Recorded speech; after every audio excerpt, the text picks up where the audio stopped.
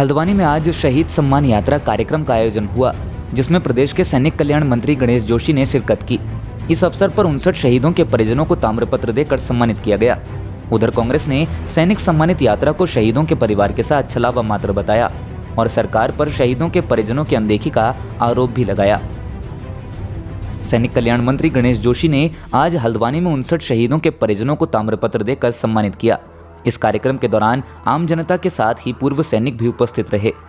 सैनिक कल्याण मंत्री गणेश जोशी ने कहा कि शहीदों को सम्मान देना उनकी सरकार की प्राथमिकता है और सरकार किसी भी कीमत पर शहीदों की अनदेखी नहीं होने देगी।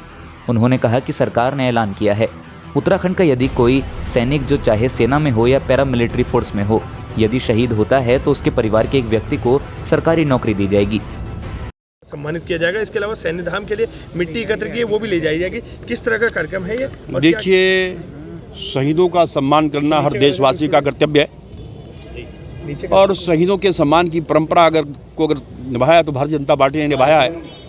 क्योंकि कारगिल युद्ध से पहले जब कोई शहीद होता था तो उसकी डिस्क आइडेंटिटी, राख और बेल्ट घर भेज दी जाती थी और कह दिया जाता था कि आपका बेटा जो है शहीद हो गया है।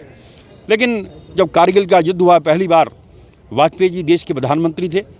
जो हमारे वीर जवान शहीद हुए उनका पार्थिव शरीर तिरंगे झंडे में उनके घर भेजा गया।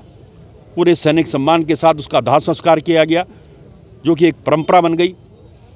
और मैं आभार व्यक्त करना चाहता हूं देश के प्रधानमंत्री नरेंद्र मोदी जी का कि वन रंग वन पेंशन जो सन 72 से हमारी फौजी मांग कर रहे थे, उसका अगर पूरा करने का काम किया नरेंद्र मोदी जी ने किया। और आज हमारी सरकार ने, पुष्कर सिंह धामी की सरकार ने निर्णय लिया है। क्योंकि अक्सर देखने में क्या आता है, जब कोई जवान शहीद होता है तो कुछ दिन तो लोग उसके घर में जाते हैं, जिंदाबाद के नारे लगाते हैं, सूरज चांद रहेगा तेरा नाम रहेगा नारा लगाते हैं, बाद में भूल जाते हैं। हमने ये सुनिश्चित किया है कि देश की सीमा पर रक्षा करते हुए जो जवान शहीद होगा, चाहे सेना का हो चाहे पैरामिलिट्री फोर्स का हो, उसके परिवार के एक व्यक्ति को उसकी योग्यता के अनुसार नौकरी देने का काम पुष्कर सिंह धामी की सरकार करेगी, भारतीय जनता पार्टी की सरकार करेगी। और इस जियो के होने के बाद 19 लोगों को हम नौकरी दे चुके हैं। स्थायी रूप से नौकरियां मिली हैं, अस्थायी रूप से मिली नौकरियां? स्थायी रूप से जो है उनको नौकरी दी है हमने सरकारी डिपार्टमेंट में। और जो भी अभी 6 जवान अभी हाल ही में भी आपने देखा होगा 1 महीने के अंदर शहीद हुए, उनका भी प्रक्रिया में चल रहा है। तो ये हमारी जिम्मेदारी है और शहीदों का सम्मान करना हर देशवासी का कर्तव्य है। उनके सम्मान में एक विशाल सैन्य धाम हम देहरादून में बना रहे हैं और हमने संकल्प लिया है कि पूरे प्रदेश के अंदर 1734 शहीद परिवारों से हमने संपर्क किया है। उस घर की पवित्र मिट्टी को एक कलश में लेकर हम देहरादून जा रहे हैं और उस पवित्र मिट्टी से जो है सैन्य धाम का निर्माण। उधर शहीदों के परिजनों और पूर्व सैनिकों ने शहीद सम्मान यात्रा को एक बेहतर पहल बताते हुए कहा कि शहीदों का सम्मान होना बेहद गौरव की बात है। पूर्व सैनिकों ने कहा कि आज तक किसी भी सरकार ने पूर्व सैनिकों को नहीं समझा और शहीद सैनिकों के घर की मिट्टी लेकर सैन्य धाम बनाने का ऐलान जो सरकार ने किया है, वह शहीदों को सच्ची श्रद्धांजलि है। बड़ी खुशी हो रही है। आज सन 84 में ये कांड हुआ था, उसके आज हमको ये खुशी मिली है जो हमारे घर से मिट्टी गई और जो हमको आज सम्मान मिला है, इसकी हमको बहुत खुशी है। आज लग रहा है किस तरह देखते हैं सरकार के इस प्रयास को? सरकार प्रयास तो हम खुद ही हूँ, मोदी जी ने सब उनके ही है, मोदी जी का ही है। तो सही बात है, उन्होंने कर रखा। हम तो तब तो हमारी 1 रुपया तरक्की करी 1 रुपये की। आज मोदी जी ने जो भी है हमको जीने लायक रखा है। नहीं तो जब हमारा ये कांड हुआ ना तो हमको सिर्फ 50,000 रुपया मिला है। अच्छा। और एक बड़ा बेटा मेरा 3 साल का था, छोटा मेरा 6 महीने का था। तो इसमें वो 50,000 में मैं पाल नहीं हूँ बच्चों को। अरे बाकी कुछ नहीं मिला मेरे को।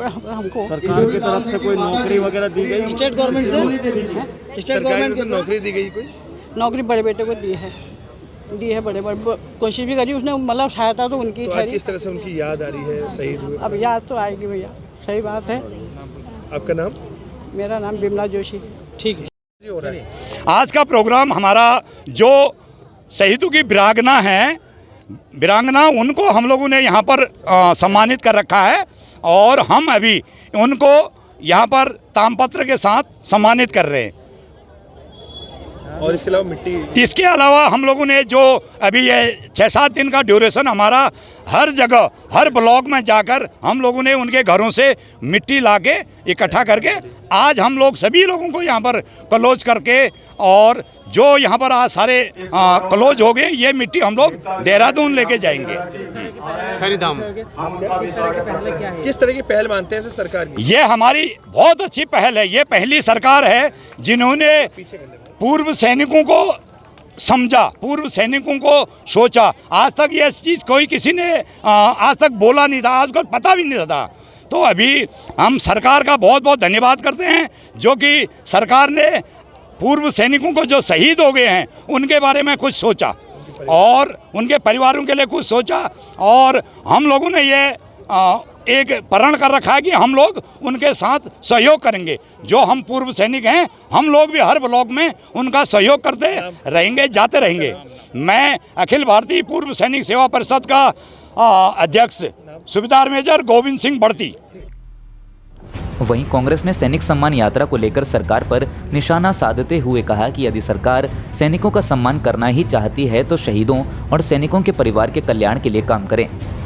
कांग्रेस प्रवक्ता दीपक बलियोटिया ने कहा कि चुनावी वर्ष में इस तरह का कार्यक्रम मात्र चुनावी घोषणा है। तो क्या सैनिकों नाम पे राजनीति कर रही है? देखिए, ये सरकार एक इवेंट मैनेजमेंट की सरकार बन के रह गई है। मैं अखबार में पढ़ रहा था, जिस तरह का आक्रोश सैनिकों के परिवार वालों ने जाहिर किया इस यात्रा के लिए, जो मिट्टी एकत्रित करने के लिए गए थे। और निश्चित तौर पे यदि आपको सम्मान करना है तो सैनिक जो परिवार हैं, जो उनकी जो समस्याएं हैं, सरकार को उसका समाधान करना चाहिए। और हमारी जो देश की सीमाएं हैं, जहां पर जिस तरह से आज चाइना और पाकिस्तान अपनी नज़र गड़ाए बैठा है, उस पर दुरुस्त करना चाहिए। ये इस तरह की नौटंकी करना हमारे शहीदों का और हमारे सैनिकों का अपमान करना होगा। सही मायने में ये सरकार यदि मदद करना चाहती है, जो हमारे सैनिक हैं उनके परिवार के कल्याण पर काम करे, उनकी समस्याओं के समाधान पर काम करे, और जितने वादे इन्होंने पूर्व में सैनिकों से किए हैं उन सारे वादों को पूरा करे। और इस तरह का इवेंट मैनेजमेंट चुनावी वर्ष में कर करके गुमराह करने का काम हमारे सीधे साधे भोले भाले वीर सैनिकों के परिवारों के साथ इस तरह का काम ना करे। सरकार द्वारा सैन्य धाम बनाने के ऐलान से शहीदों के परिजन काफी खुश नजर आ रहे हैं। कांग्रेस भले ही इस यात्रा को शहीदों के परिजनों के साथ छलावा मात्र बता रही हो, लेकिन सैन्य धाम बनाने की घोषणा से सैनिक परिवारों में खुशी का माहौल है। हालांकि साल चुनावी है तो कांग्रेस सरकार की इस योजना को चुनावी घोषणा बता रही है, और दूसरी तरफ भाजपा शहीद सम्मान यात्रा के जरिए पूर्व सैनिक वोटरों को साधने की कोशिश करती नजर आ रही है। ब्यूरो रिपोर्ट, खबर पहाड़।